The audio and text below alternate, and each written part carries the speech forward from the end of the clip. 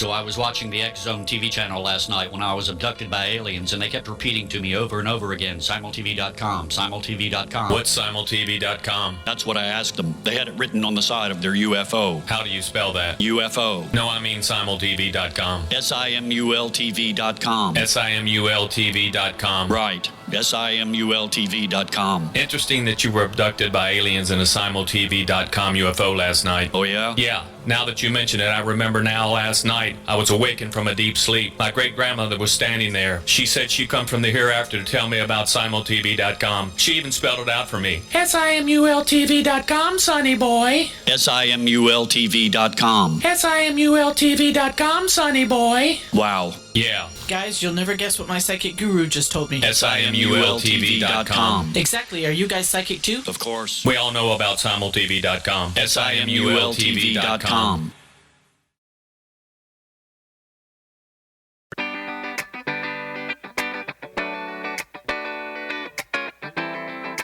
Welcome to the Connecting with Coincidence radio show with Dr. Bernie Beitman, MD, bringing together the world's synchronicity experts to help you use meaningful coincidences to develop spiritually, psychologically, and practically. For more information, put Connecting with Coincidence into your web browser to find the book, website, Psychology Today blog, YouTube channel, and Facebook page. And now, here is the host of the Connecting with Coincidence radio show, Dr. Bernie Beitman, MD.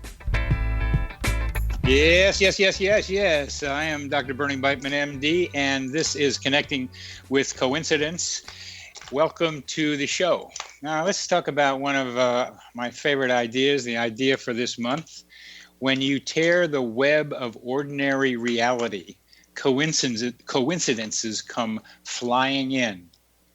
Yeah, think about that. When your life changes abruptly through sickness, vacation, psychedelics, major loss, major gain, coincidences are more likely to appear. Test that out yourself. Pay attention to that. And have you ever found a romantic partner in the midst of lots of coincidences? Happens a lot. Happens frequently. The intense emotions of the synchronicity accelerate romantic feelings, deepening the connection between the lovers. But watch out. There is danger here. If you believe all these coincidences mean the relationship is meant to be, then think again. Think again. I wrote the lyrics for a song called All These Coincidences. In that story, she thought it was for eternity.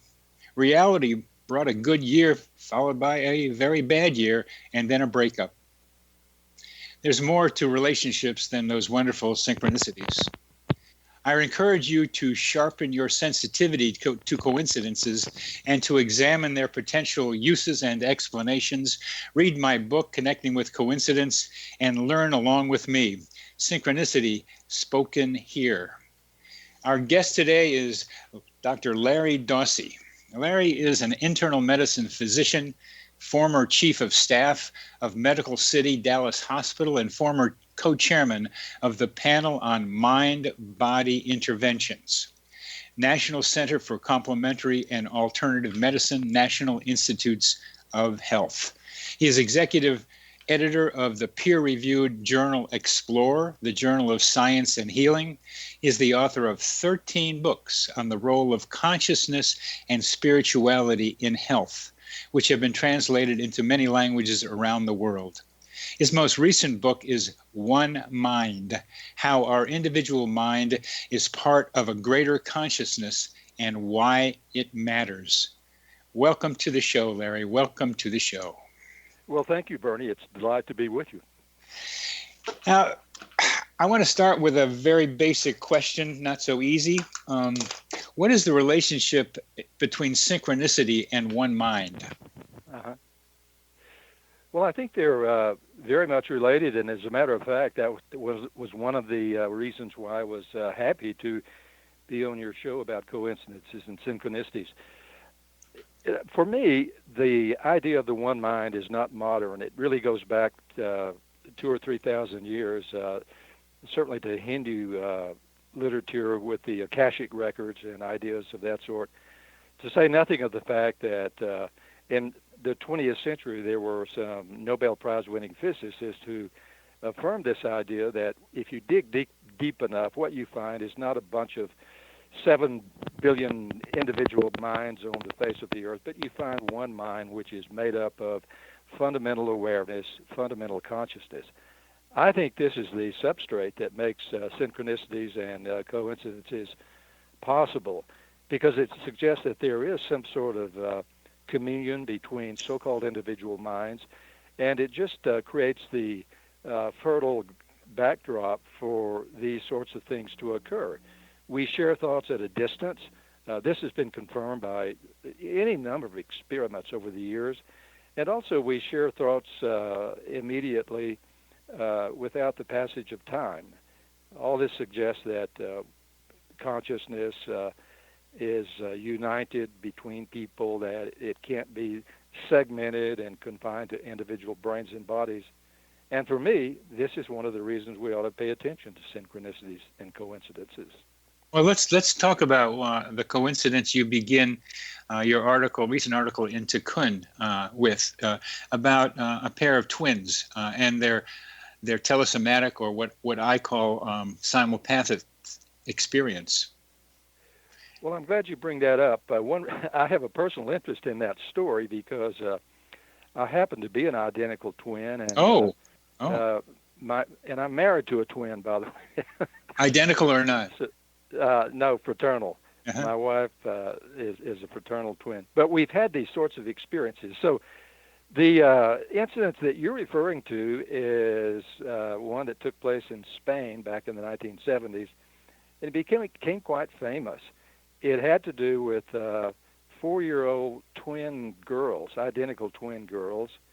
And one day the father was going to take them off to see the grandparents, who were tens of kilometers away.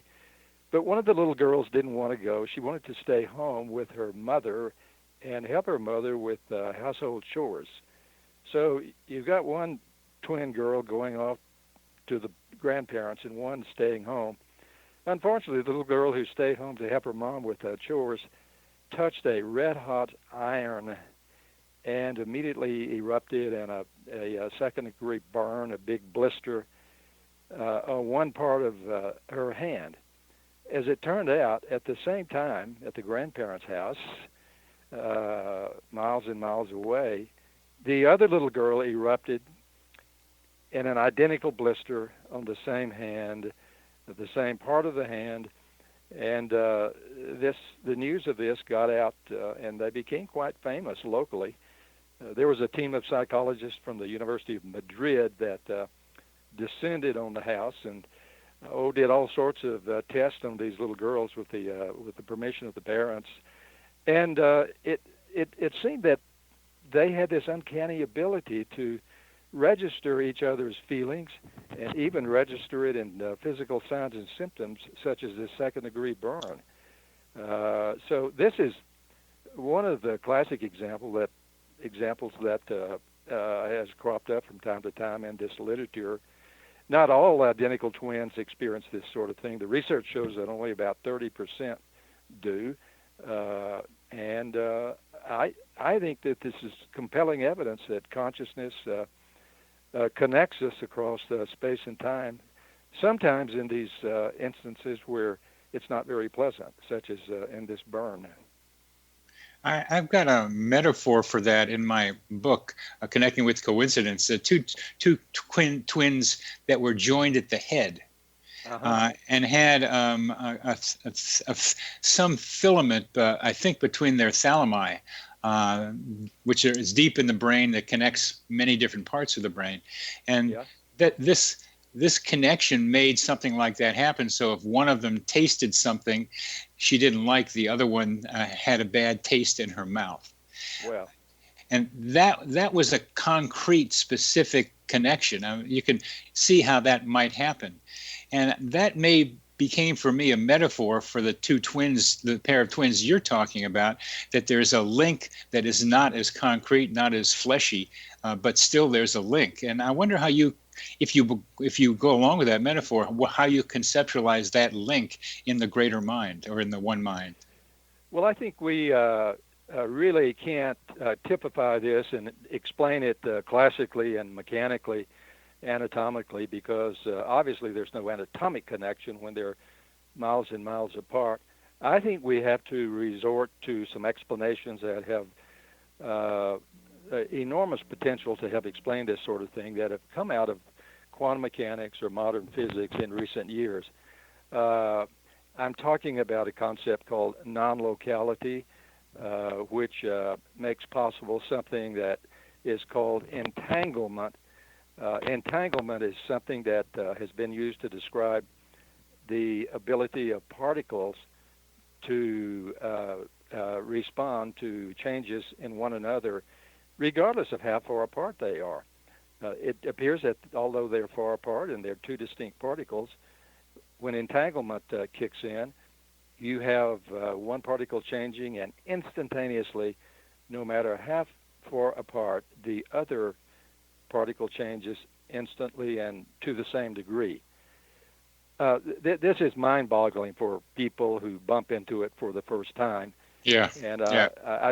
I'd be the first to say that this is not something that you arrive at common sense, because it defies common sense.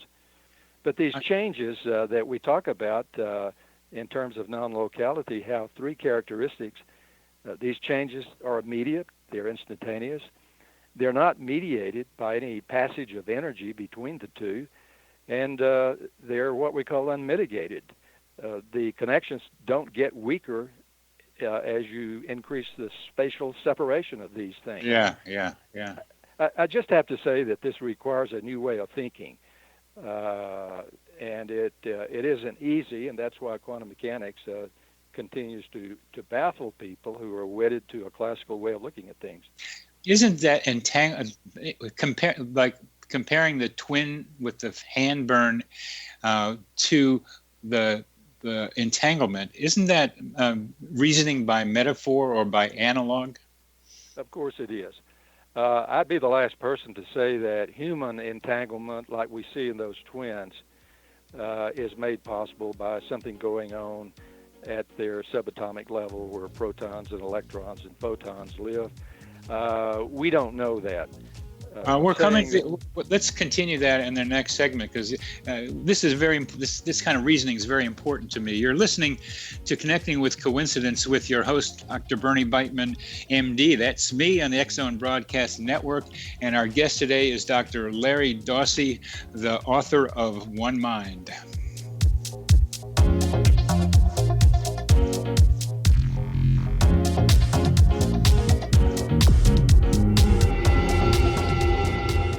Whether you're a skeptic or a believer, join me, Rob McConnell, as together we'll investigate the world of the paranormal and the science of parapsychology here on the X-Zone Radio TV show on XZBN and the X-Zone TV channel on Simul TV. Since 1990, the X-Zone Radio TV show has been the place where people dare to believe and dare to be heard.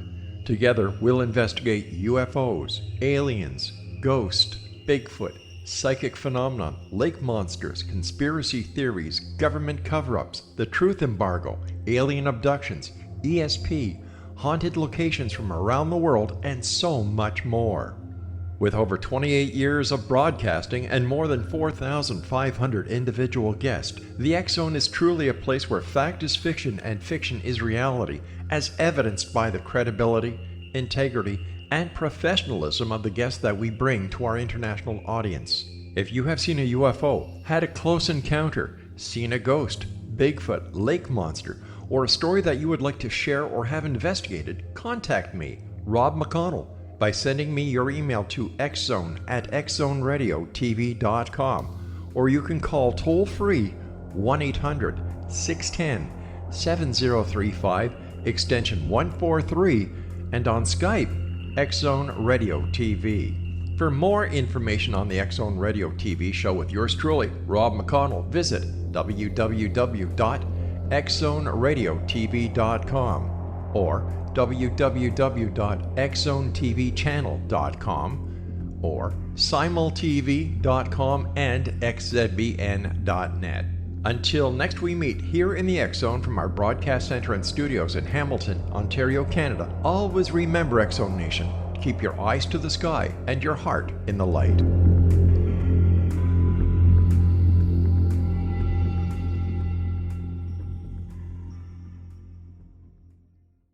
The new nonfiction book, Razor of Madness, is similar to cult movies like Clockwork Orange, Dragon's Tattoo, or The Other Side of Hell. Wayne Morin Jr. and Thomas Lee Howe will expose widespread and systematic deficiencies in this thought-provoking tell-all novel. Mind control rages among scholars in law schools. Human rights are ignored while thought reform and mental manipulation are accepted practices used as behavior modification. Dr. Louis Jolyon West comes to mind. Media and public scrutiny shows that United States mental hospitals are in fact destructive murder industries. Razor of Madness expose novel details this epidemic through an in-depth professional and personal investigation. For decades, there has been a revolving door policy that still releases killers and pedophiles back into society. The maestro of mind control continues to haunt America to this very day. Razor of Madness is available in paperback or as a downloadable ebook at Amazon.com.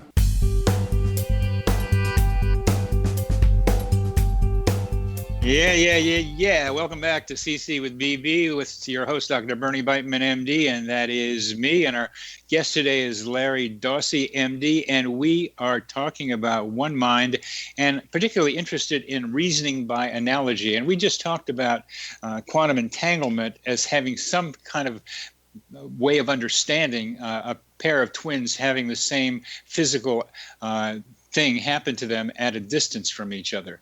So please, it's an analogy. It's a compelling analogy. It's two things having the same thing happen at the same time. That's what's parallel, but they're so different as well. So how do we bridge that analogical gap? Well, I'm not sure we can bridge it. I've been one of the people who has held back and I just sort of fundamentally resist explaining human experiences in terms of what our electrons and subatomic particles are doing. As far as we know, there isn't any sort of feeling or emotional component that goes on at the subatomic level. So how in the world is it possible for these twins to have these emotionally close experiences at a distance on the basis of what their subatomic particles are doing? I'm not sure you can explain human in terms of subatomic factors. And yet you use the quantum entanglement as kind of an answer to the question about how it works between the two twins. Well, what I do is to say that humans are entangled, non-locally entangled, and so are subatomic particles that have been in contact and then are separated. Whether or not you can explain one in terms of the other, I just don't think we know yet. I think that's pushing things a bit too far in terms of our present knowledge. I do too. People love to do this. Yeah, they do. Because it gives them something to hang on to in terms of reason and logic. But I say go slow. We don't know that. Yet when you talked about the twins, you talked about the non-locality of subatomic particles as if, in the way you were saying it, and if I hadn't asked you about it, you would have continued to say, oh, that non-locality has something to do with what happened between the two twins. But now that we're talking about it, we get down into it, and you're more careful about making that connection. Well, I certainly want to be careful, and I think in my writings I've bent over backwards to do that. I think it's fair to mention the possibilities that physicists have. Yeah. No, I love the metaphor, and I have it in my book too for a different reason. But I've had to think about it kind of the way I'm thinking about it with you, and that's why I appreciate the opportunity to talk with you about it, because I think it starts to lose air. Because what you said was that humans are entangled, and I think that's true. Whether it's the right, because the twins are evidence for that, as are many other telepathic, telesomatic, simulpathic experiences. They are evidence of some kind of connection. And I like reasoning by metaphor too. I think in this digital age, we're getting too much zeros and ones.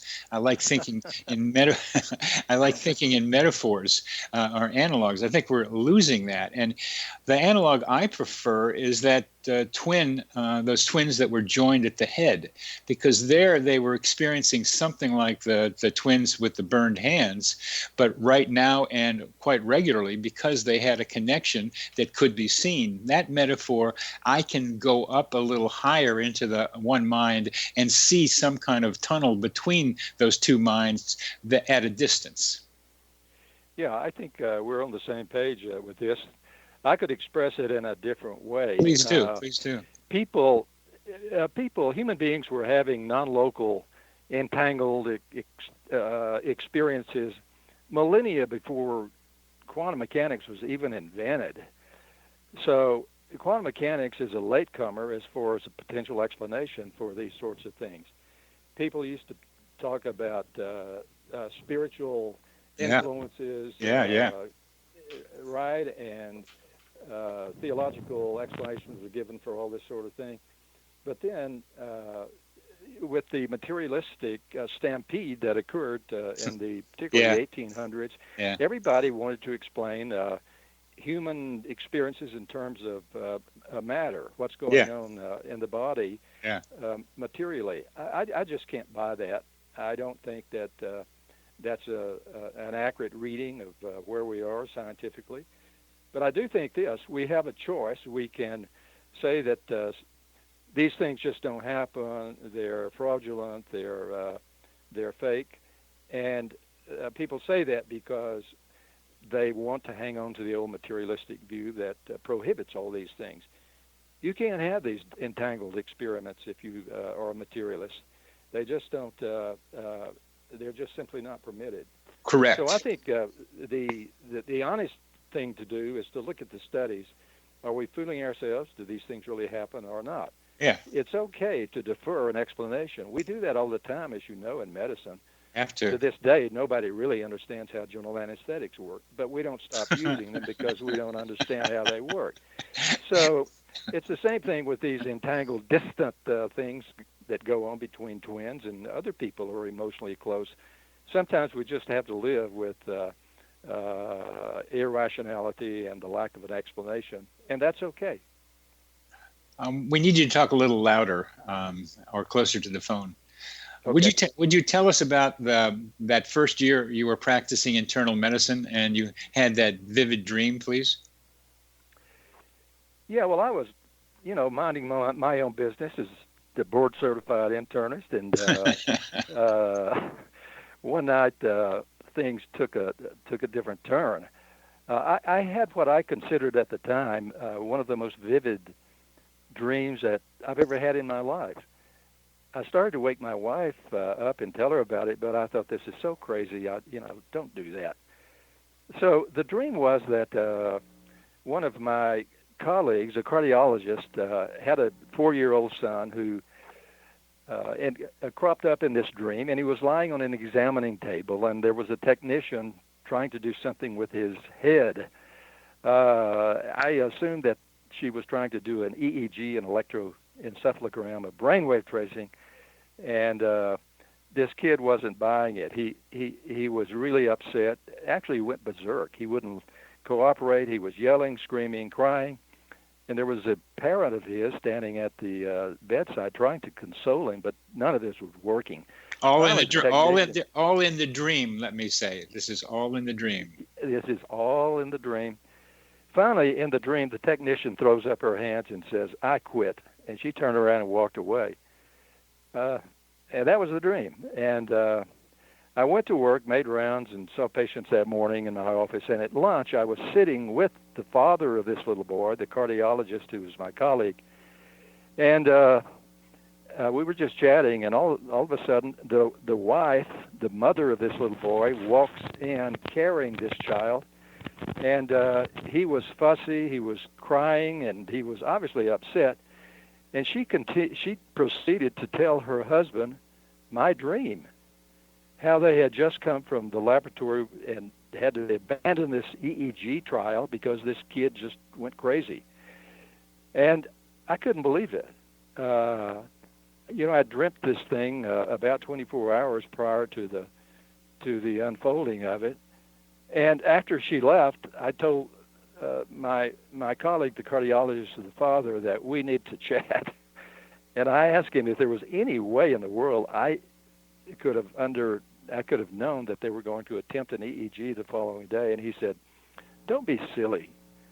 And then I told him my dream, and he was upset, because he and I both realized at that moment, if my dream were true, then the world didn't work the way we had been taught.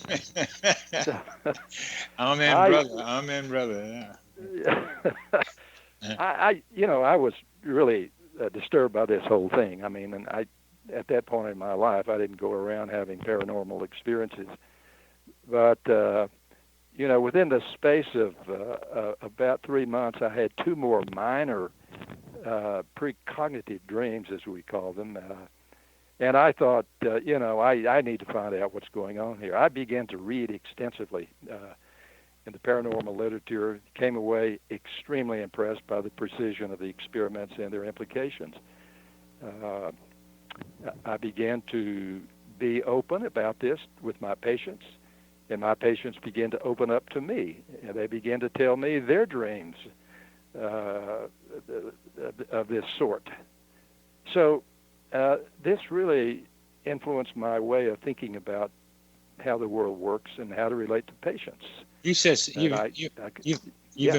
and how to relate to patients. You've implied something about relating to patients that I am doing more and more of, is telling my patients some of my personal experiences that might be relevant to them, which we're not supposed to do, particularly in psychiatry and psychotherapy with the Freudian background, but it really helps. Patient yesterday said, when you tell me your stories, I think about things and learn things about things that we're not talking about in here. Yeah. Well, you probably know this, but there is an emerging literature among psychiatrists about paranormal phenomena that happen in the therapeutic process with patients. And I know one psychiatrist who has written a paper about how her psychotherapy patients begin to have dreams about her and tell her things that there is no way in the world that they had any business knowing about. Yeah, we're coming to the end. We're coming to the end of this segment, Larry, and I want to get into that more, because there's some of what you're talking about I may not know about. So I'd like to hear what you're picking up. And the most important thing is you were transformed by those experiences. You're listening to Connecting with Coincidence. I'm your host, Dr. Bernie Beitman, on the X Zone Broadcast Network, and our guest is Larry Dossey, and we're getting there, baby.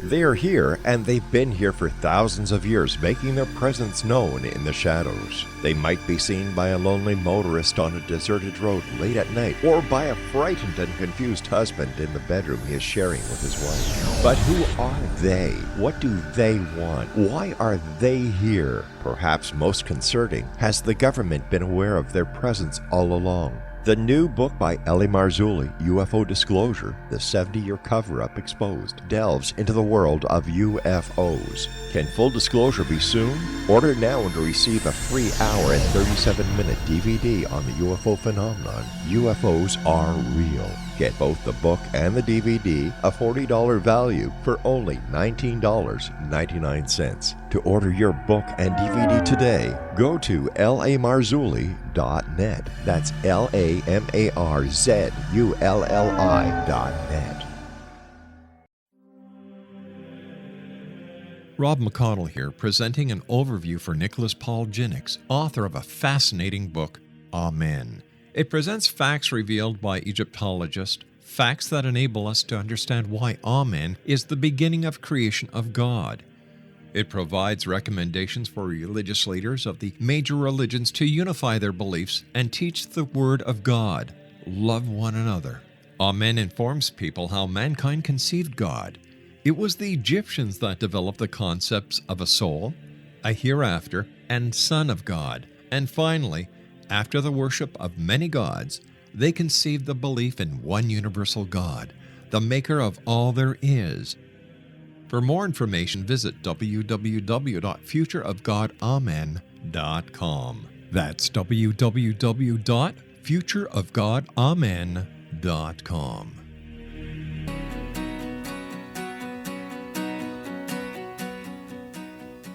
Yeah. Welcome back to CC with BB. I'm Dr. Bernie Beitman, MD, and our guest today is Larry Dossey. And Larry has had some precognitive experiences early in his practice of medicine that transformed the way he thinks about reality. And he, like a good student of experience, examined the data that might back up what he experienced and came out with a new view of the world, which is what we're talking about here. But one of the key mentions that Larry did was like he's learned how to be able to talk about his own experiences as a physician with his patients. And Larry, you were telling me about a psychiatrist who has patients who dream things that the patient has dreams about the psychiatrist that the patient couldn't know, just like you dreamt about that child. Well, I think that it's important to acknowledge that these ways of knowing occur in two directions. Physicians can know things paranormally about their patients, and the patients can respond. I'll give you one example of that. I was in my office one morning, and one of my old-time patients, one of my favorite patients, who was a female attorney in Dallas, came and knocked on my door. She was really upset. And she said, we have to talk. She said, I had a dream last night, and I know I have cancer of the ovary. And she really was distressed. So we did a pelvic examination. It was absolutely normal. She said, I can't stop here. She said, the dream was too vivid. I just can't let it go. So I sent her down to the x-ray department for a sonogram of the pelvis. And actually, the technician, the radiologist, had a good laugh. He said, I've never done a test on the basis of a dream before. This is my first. And he made fun of her. So after about 15 minutes, he was back in my office, and he was white as a sheet. And I said, what's wrong with you? And he said, well, it's that patient you sent. And I said, what did you find? And he said, well, it's like she said. She said she had 3 little white spots on her left ovary, and that's what I found. And he couldn't handle it rationally, and I had to poke him a little bit. And I said, "Oh, you mean you found that her dream was correct?" And he didn't think that was very funny. But the woman was spot on. She did have 3 little white spots on her left ovary, but she got her diagnosis wrong, I'm happy to say. These were just ovarian cysts, and they were benign. But this woman had a diagnostic dream. Since that event, there has erupted a literature of studies now looking at women's dreams of breast cancer. The go-to person here, Bernie, is Larry Burke. Yes, who is a radiologist who has assembled these cases, and it's just fascinating stuff. It is. This is the second physician or medical person that you've told me about who've been blown out by something that you're involved with paranormally. So I'm assuming that this has happened many times also with you and other medical people.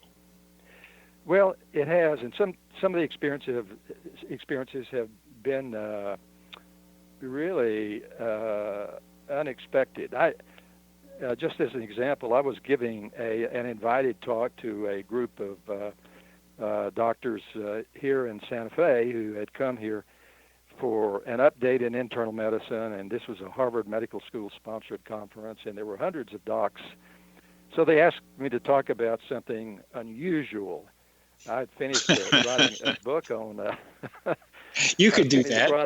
They picked the right guy for that. Well, I thought so. I'd written a book on premonitions, and I just finished the manuscript, so I was really, geared up for this, and I told him my experiences of precognitive dreams and so on.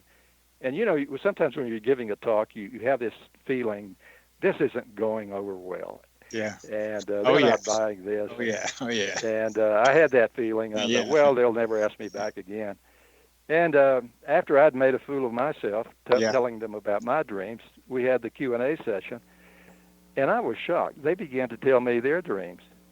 One female internist stood up in the middle of this group of hundreds of doctors, and she said, well, I get numbers in my dreams. She said, I dream the specific values of my patient's lab tests before I even order the tests. Oh, great. Yeah, and it went from there.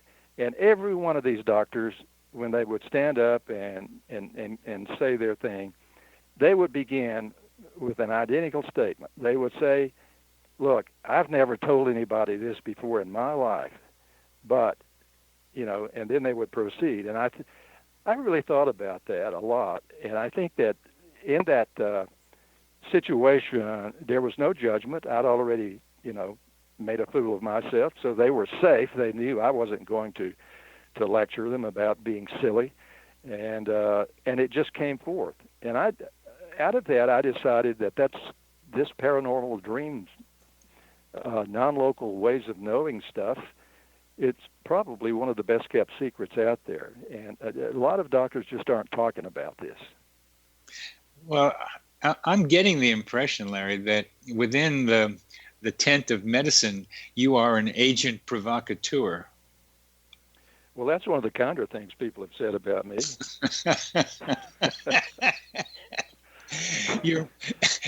You're making people have to look at their own experiences, which is what I do with coincidences, and make their judgments about what that tells them about the nature of reality.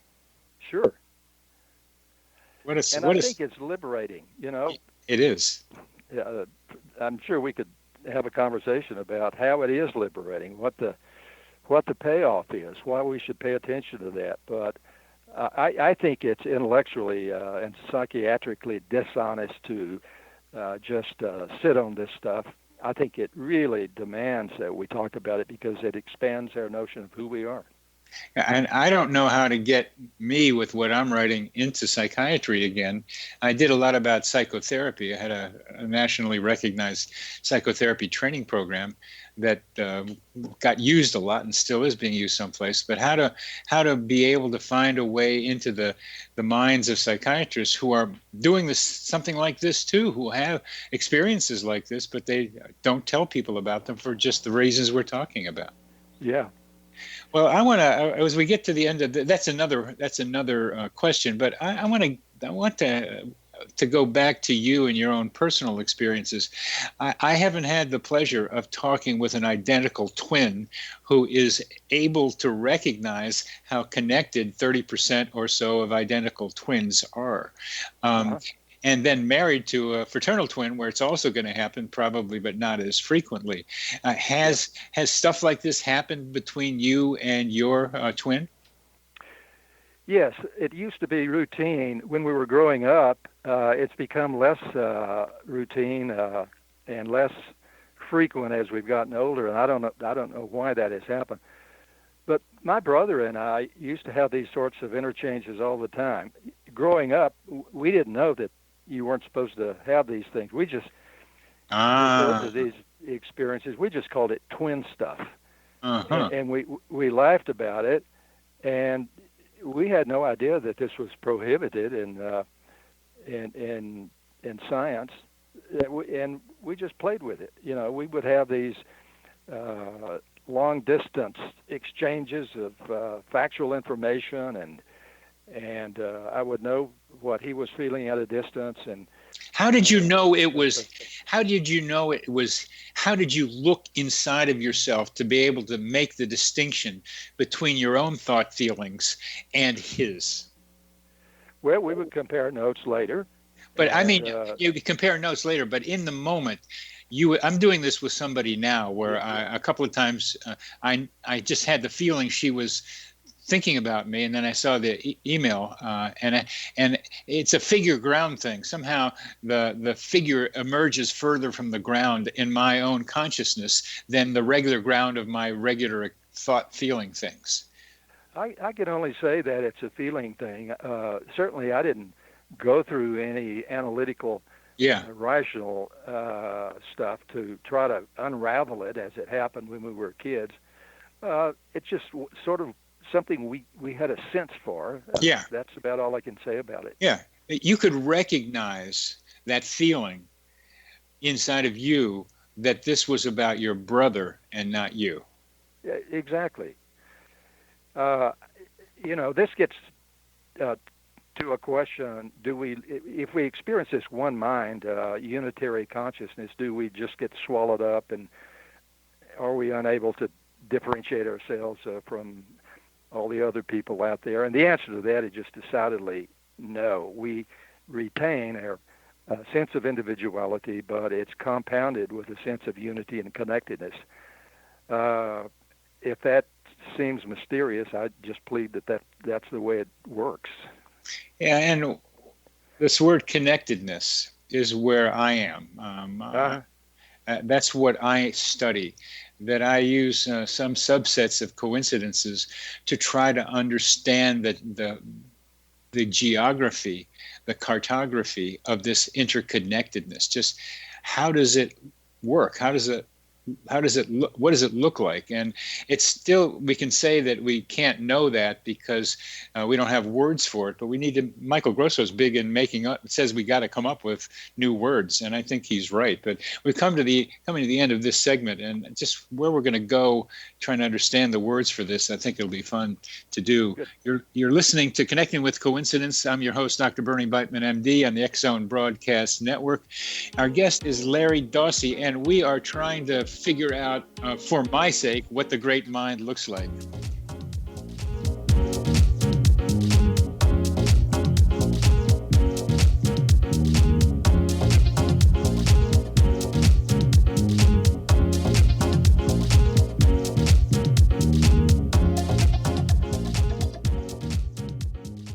You have heard of the X Zone? Now watch it on Simul TV, plus 500 video games, live TV channels, free video on demand, worldwide, and more. Does this sound like tomorrow's television? Well, it is, but you can have it today, right now. It is Simul TV. Simul TV offers what the others only wish they could provide. 15 exclusive channels like X Zone, sci-fi, and horror. We are worldwide. No other provider offers that. 500 built-in video games. No need to have an extra expensive system. We have them included. Free video on demand. Live streaming events from around the world. Interactive online network, and much more. Tomorrow's TV today. Simul TV. Sound too good to be true? Well, it's not. You can have Simul TV today. Sign up at simultv.com. Do it today. They are here, and they've been here for thousands of years, making their presence known in the shadows. They might be seen by a lonely motorist on a deserted road late at night, or by a frightened and confused husband in the bedroom he is sharing with his wife. But who are they? What do they want? Why are they here? Perhaps most concerning, has the government been aware of their presence all along? The new book by Ellie Marzulli, UFO Disclosure, the 70-year cover-up exposed, delves into the world of UFOs. Can full disclosure be soon? Order now and receive a free hour and 37-minute DVD on the UFO phenomenon. UFOs are real. Get both the book and the DVD, a $40 value, for only $19.99. To order your book and DVD today, go to lamarzulli.net. That's LAMARZULLI.net. So I was watching the X Zone TV channel last night when I was abducted by aliens, and they kept repeating to me over and over again, simultv.com, simultv.com. What's simultv.com? That's what I asked them. They had it written on the side of their UFO. How do you spell that? UFO. No, I mean simultv.com. SIMULTV.com. SIMULTV.com. Right. SIMULTV.com. Interesting that you were abducted by aliens in a SimulTV.com UFO last night. Oh, yeah? Yeah. Now that you mention it, I remember now last night I was awakened from a deep sleep. My great-grandmother was standing there. She said she'd come from the hereafter to tell me about SimulTV.com. She even spelled it out for me. SIMULTV.com, sonny boy. SIMULTV.com. SIMULTV.com, sonny boy. Wow. Yeah. Guys, you'll never guess what my psychic guru just told me. SIMULTV.com. Exactly. Are you guys psychic too? Of course. We all know about SimulTV.com. SIMULTV.com.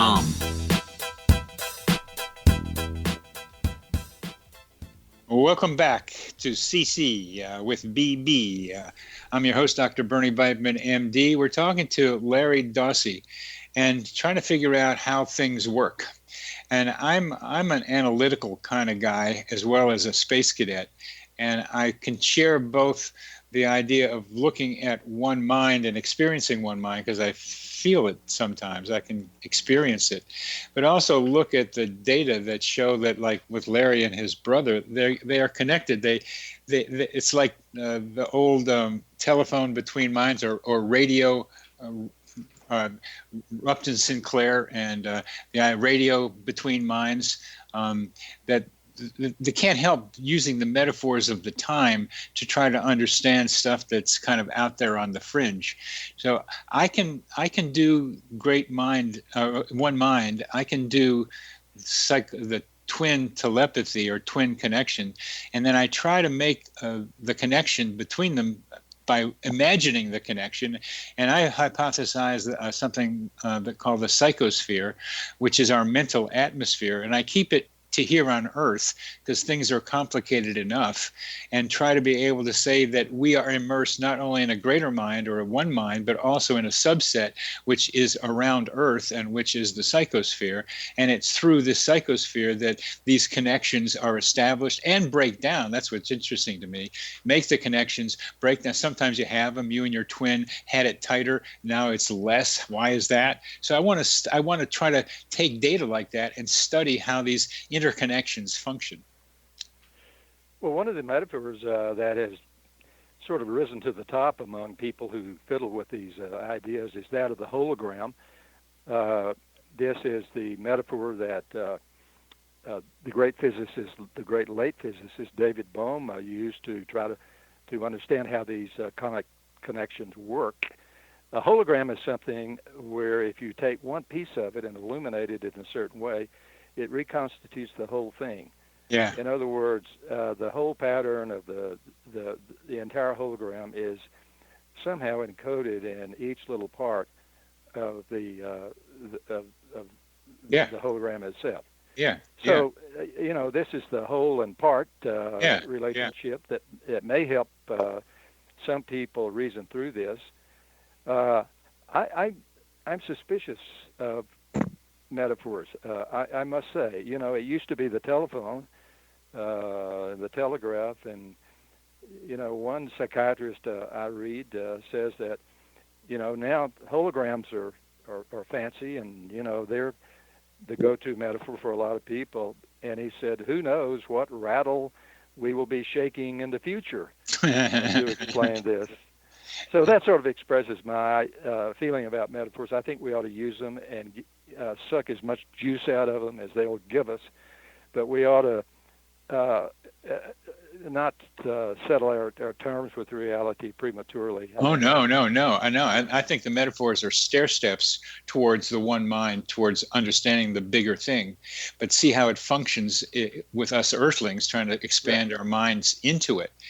There's another metaphor maybe you haven't heard of, the mental internet. Huh. No, I haven't. That's fascinating. Yeah, it's before the break, you said that we wanted to ask what this connectivity looks like. Yes. And I think that language may need to be changed. I'm not sure that we need to focus on so much what it looks like as what it feels like. Good. And I think the feeling component of this is just crucial because yes. I have found that people who really genuinely tap into this dimension that we're calling the one mind have a certain character. I mean, they seem to be happier. They seem to be more prone toward compassion and empathy for others and love.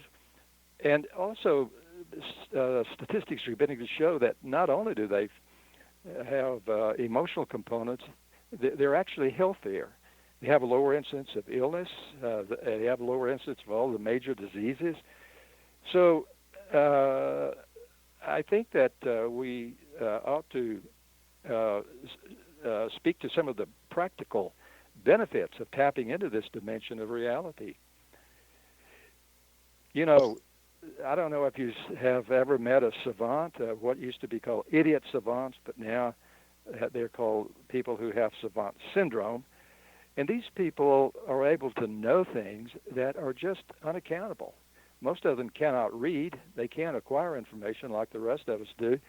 But yet they come up with these abilities that are just astonishing. Nobody knows how this works. I think this is indirect evidence that the one mind, being infinite, constitutes a kind of reservoir of information that some of these savants tap into. I can see no other possible explanation for how they know what they know.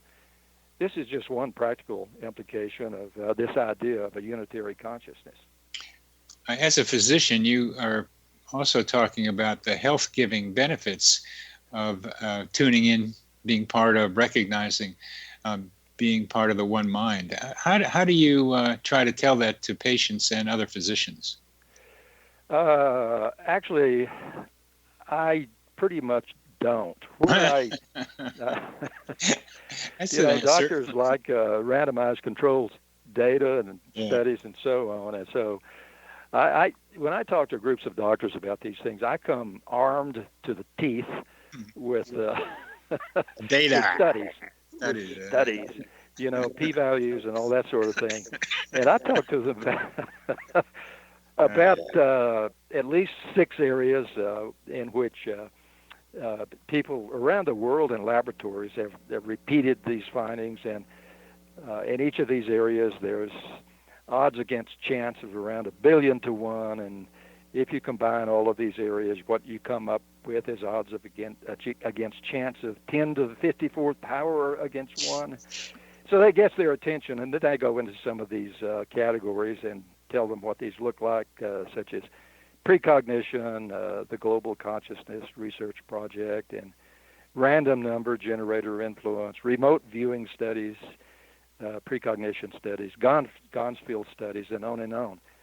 By the time I get through with them, they're sort of dizzy and confused, but that's sort of the point. I just want them to know that we're not making this stuff up, and if they're serious, there is hardcore data that they can investigate. That's all I do, you know, and then I back off, and you know, it's take it or leave it. I don't ever try to sell this stuff to any of my colleagues. If your experience is any example, you can show all the data that you want, all the studies you want, but if they don't have their own personal experience of it, it's not going to mean much. I think that that's exactly right, and I think that this is, in the end, like you say, it's a matter of personal experience. It's not what these things look like, it's what it feels like for the individual. Yeah. But I think that, you know, as that talk I gave to the Harvard doctors, and I thought it didn't go over very well, I was shocked that this is so prevalent among doctors, and they're just not talking about it because actually they're afraid. They're afraid of their reputation, and they just don't want to go public about their own experiences. Yeah, it's true. I've met a medical student here at the University of Virginia who's just amazed to be able to talk with me because I'm the only medical person she's met that is into higher consciousness. Well, there you go. You know, I think one of the services that you and I provide for our colleagues is to give them a safe space so that they are not fearful about honoring their own experiences. Yeah. Because that's what it amounts to sooner or later in terms of this going mainstream in the medical profession. Do people honor their own experiences? If we could get a yes answer to that, then we wouldn't have so many arguments about the validity of these things. We're getting close to the end of this, and I wonder if you could make a connection between the increasing use of psychedelics and perhaps having direct experiences by physicians. Well, I'm a child of the 60s, and I've had my own experiences with psychedelics, and I can only say that it certainly is a pathway and an opening toward a greater reality. That's been my experience. I'd be the first to acknowledge that psychedelics can be abused. Oh, yeah. And one has to be very careful about this. I don't go around recommending drug pathways for any of this understanding. I think there are other pathways, but people experiment. I mean, that's what our society does with drugs. And I know so many people who have, in retrospect, said things like, LSD, mescaline opened me up to something I was not aware of, and then they went on to develop their own spiritual work and were quite disciplined about it. So I think it is a pathway. Well, it's a drug which doctors like, and it's getting used more and more, like in places like Johns Hopkins, for a variety of problems, people with intractable depression, as well as people who are dying, and other things around the country. So the drug thing, creating mystical experiences in front of doctors, may be another way that doctors will get exposed to these ideas. Well, let me just toss this in. Last week, there was a major article in the New York Times using ketamine in suicidal patients, and the psychiatrist who wrote this article, he was an ER doc, and he said that this can be absolutely life-saving in people who have survived their first suicide attempt. So let's end it there, because ketamine's another good discussion, but we have to end. Larry, it's wonderful talking with you. You've been listening to Connecting with Coincidence with your host, Dr. Bernie Beitman, MD, on the X-Zone Broadcast Network. We've been talking with Larry Dossey. It's been a great conversation, Larry. Thanks for being on the show. Thank you.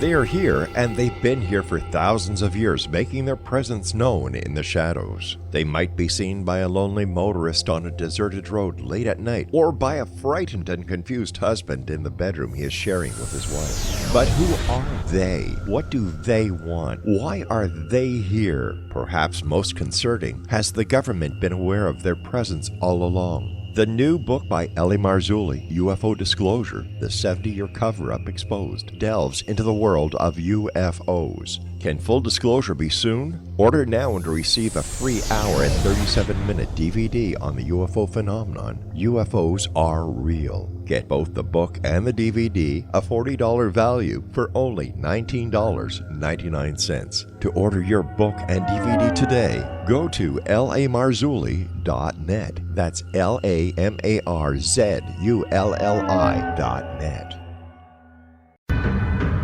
If you are looking for a safe, zero-calorie natural option to the harmful artificial sweeteners on the market today, Just Like Sugar is what you're looking for. Just Like Sugar is a wonderful natural alternative for those health-conscious people who choose a calorie-restricted diet with a great, pure, sweet flavor that tastes just like sugar. Just Like Sugar is a great natural option for people suffering from diabetes and may be useful in restricted diet programs where standard sugars are not allowed and does not cause a laxative effect of some other sweeteners. Just Like Sugar comprises a perfect blend of chicory root fiber, natural calcium, natural vitamin C, and Just Like Sugar's sweetness comes from the natural flavors from the peel of the orange. Just Like Sugar is a natural alternative to harmful artificial sweeteners and will change the way that you believe all natural sweetener products taste. Just Like Sugar is available at your local Whole Foods markets, Wild Oats markets, Henry's, Sun Harvest, and many other fine natural food stores in the U.S., Canada, and worldwide. You have heard of the X-Zone? Now watch it on Simul TV, plus 500 video games, live TV channels, free video on demand, worldwide, and more. Does this sound like tomorrow's television? Well, it is, but you can have it today, right now. It is Simul TV. Simul TV offers what the others only wish they could provide. 15 exclusive channels like X-Zone, Sci-Fi, and Horror. We are worldwide. No other provider offers that. 500 built-in video games. No need to have an extra expensive system. We have them included. Free video on demand. Live streaming events from around the world. Interactive online network, and much more. Tomorrow's TV today. Simul TV. Sound too good to be true? Well, it's not. You can have Simul TV today. Sign up at simultv.com. Do it today.